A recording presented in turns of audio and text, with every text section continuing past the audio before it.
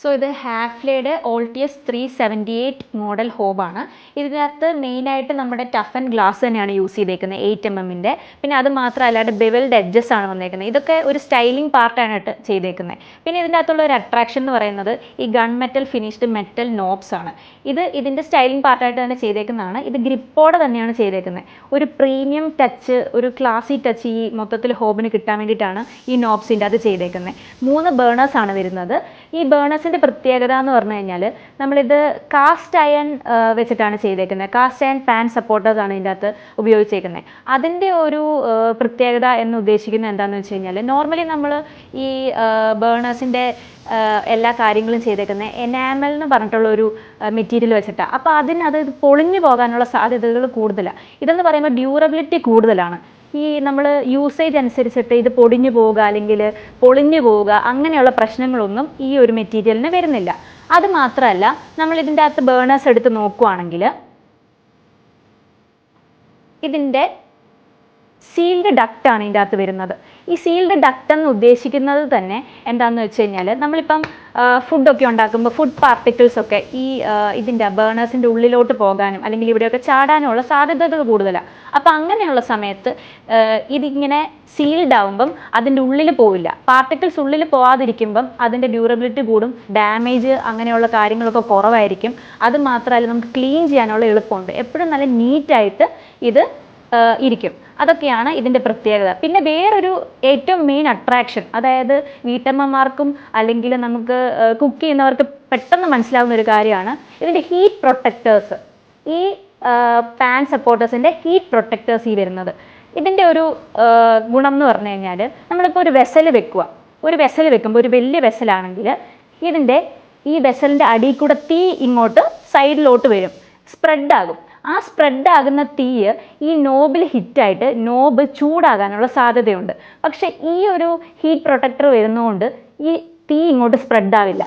അങ്ങനെ ഒരു പ്രൊട്ടക്ഷനാണ് ഇവിടെ വരുന്നത്. അതുകൊണ്ട് തന്നെ നമുക്ക് ഈ തീ കുറയ്ക്കാനോ അല്ലെങ്കിൽ സിമ്മിലാക്കാൻ, കൂട്ടാൻ അങ്ങനെയുള്ള പ്രശ്നങ്ങളൊന്നും ഈ നോബിൽ തൊടുമ്പം നമ്മുടെ കൈ പൊള്ളുവോ അങ്ങനെയുള്ള പ്രശ്നങ്ങളൊന്നും ഉണ്ടാവത്തില്ല.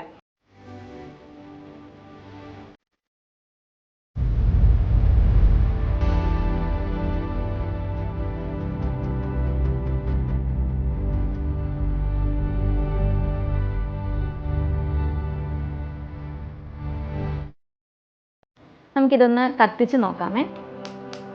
നമ്മൾ കത്തിക്കുമ്പോൾ പയ്യെ ഒന്ന് ഞെക്കി കത്തിക്കണം. എന്നിട്ട് ഇവിടെ ഒരു 3 സെക്കൻഡ്സ് ഒന്ന് ഹോൾഡ് ചെയ്തിട്ടേ വിടാവുള്ളൂ. എന്നാലേ അത് മൊത്തം ഫ്ലെയിം നമുക്ക് കിട്ടുള്ളൂ. ഈ ഫ്ലെയിം കത്തുമ്പോൾ തന്നെ നമുക്ക് ശ്രദ്ധിക്കാം, ഇതിൻ്റെ ഫ്ലെയിമിൻ്റെ ഹോൾസ് മുകളിലോട്ട് മാത്രമേ ഉള്ളൂ, അതിൻ്റെ സൈഡിലോട്ടൊന്നും വരുന്നില്ല.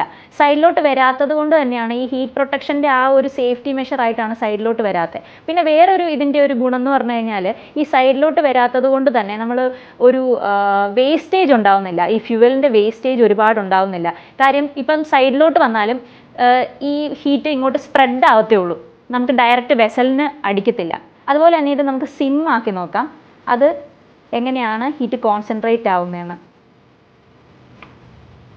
ലൈറ്റായിട്ടാണ് ഹീറ്റ് ഇങ്ങനെ വരുന്നത്. അപ്പോൾ ഡയറക്റ്റ് നമ്മളിപ്പോൾ ഒരു വെസൽ ഇങ്ങോട്ട് വെച്ചാലും വെസലിൻ്റെ സെൻറ്ററിലോട്ട് തന്നെ ഈ ഹീറ്റ് കോൺസെൻട്രേറ്റ് ആയിട്ടാണ് അടിക്കുന്നത്. അതുകൊണ്ട് തന്നെ കണ്ടോ, ഒരുപാട് പുറത്തോട്ട് തള്ളുന്നില്ല, ഹീറ്റ് ഡയറക്റ്റ് മുകളിലോട്ട് തന്നെയാണ് വരുന്നത്. അപ്പോൾ ആ വേസ്റ്റേജ് ഒഴിവാക്കാനാണ് അങ്ങനെ ഒരു ഇത് വന്നേക്കുന്നത്. നമുക്കത് ഓഫാക്കാം.